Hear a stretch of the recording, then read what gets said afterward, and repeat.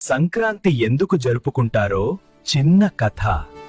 ఒకప్పుడు సూర్యపురం అనే అందమైన పల్లె ఉండేది. ఆ పల్లె చుట్టూ పచ్చని పొలాలు, మధ్యలో చిన్న చెరువు. అక్కడి ప్రజల జీవితం అంతా వ్యవసాయంపైనే ఆధారపడి ఉండేది.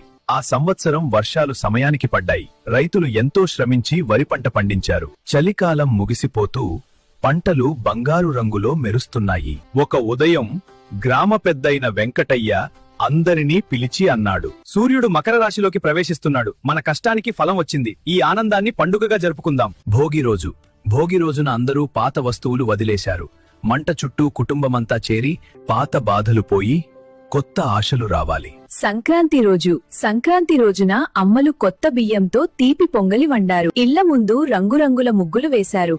పిల్లలు గాలిపటాలు ఎగరేశారు. నాన్నా, సూర్యుడు లేకపోతే పంట లేదు, పంట లేకపోతే మన జీవితం లేదు. అందుకే సూర్యుడికి నమస్కారం.